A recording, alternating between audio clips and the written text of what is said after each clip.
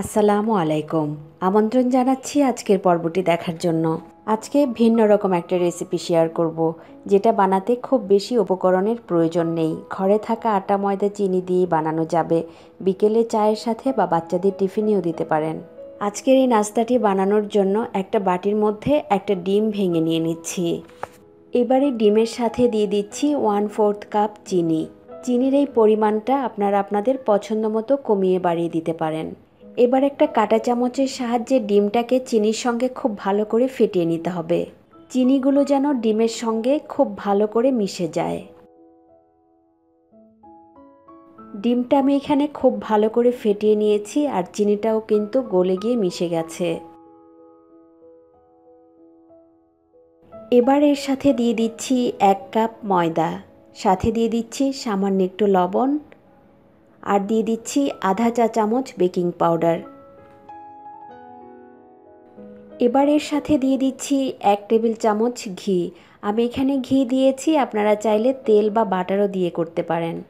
এবার প্রথমে একটা চামচের সাহায্যে খুব ভালো করে সব কিছু নেড়েচেড়ে একটু মিশিয়ে নিচ্ছি।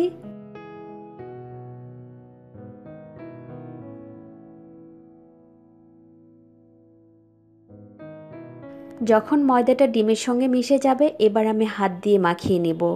এই ময়দাটা কিন্তু হাত দিয়ে খুব চেপে চেপে মাখানোর দরকার নেই, হালকা হাতে মাখিয়ে নিলেই হবে। একটা ডিম দিয়েই ময়দাটা মাখানো হয়ে যাবে। আর যদি মনে হয় যে ময়দাটা খুব বেশি টাইট হয়ে গেছে, তাহলে সামান্য একটু পানি দিয়েও মাখিয়ে নেওয়া যাবে। আমার এখানে পানির প্রয়োজন হয়নি, আমি ডিমটা দিয়ে মাখিয়ে নিয়েছি। আমার ময়দাটা মাখানো হয়ে গেছে, আমি একটু দেখিয়ে দিচ্ছি। এরকম সফট একটা ডো হবে। এবার এই ডোটা দিয়ে আমরা ছোট ছোট বল করে নিব। বলগুলো বানানোর আগে আমি 2 হাতে সামান্য একটু ঘি মাখিয়ে নিয়েছি, যেন হাতে লেগে না যায়। এবার এখান থেকে অল্প অল্প করে ময়দার মিশ্রণ নিয়ে হাত দিয়ে চেপে চেপে একটু সমান করে নিচ্ছি। এবার 2 হাতের মাঝখানে রেখে একটু গড়িয়ে গোল করে একটা বলের আকার দিয়ে নিতে হবে।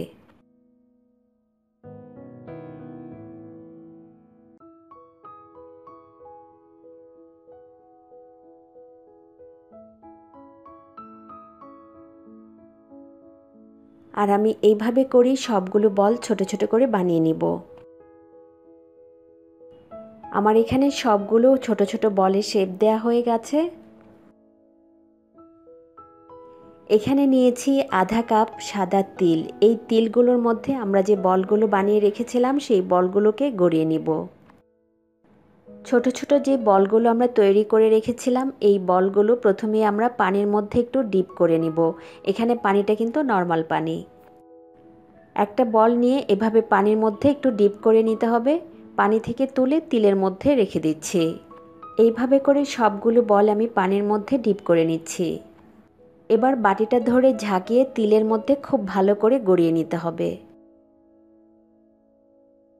খুব ভালো করে তিলের মধ্যে গড়িয়ে নিতে হবে। খেয়াল রাখতে হবে তিল দিয়ে যেন বলটা পুরোটাই কোট হয়ে যায়।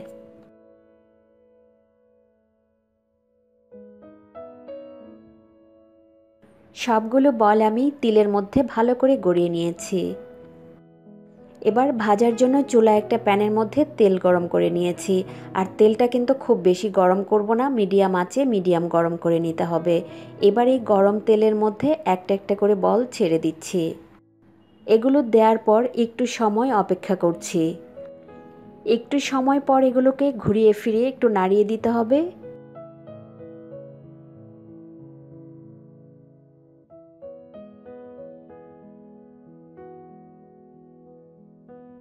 এই ময়দাটা যেহেতু আমি ডিম দিয়ে মাখিয়ে নিয়েছি, আর ডিমের সঙ্গে বেকিং পাউডার আছে, এইভাবে করে কিন্তু একটু ফেটে যাবে।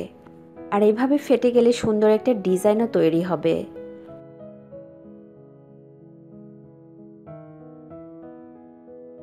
যখন এগুলোর উপরে বাদামি একটা কালার চলে আসবে, আমার এই স্ন্যাক্সগুলো ভাজা হয়ে যাবে। আমার স্ন্যাক্সগুলো ভাজা হয়ে গেছে। এবার আমি তেল ঝরিয়ে একটা প্লেটের উপর তুলে নিচ্ছি। আর এই স্ন্যাক্সগুলো খেতে কিন্তু ভীষণ মজা, একদম বিস্কিটের মতো। আশা করি আজকের এই সহজ রেসিপিটি আপনাদের ভালো লেগেছে।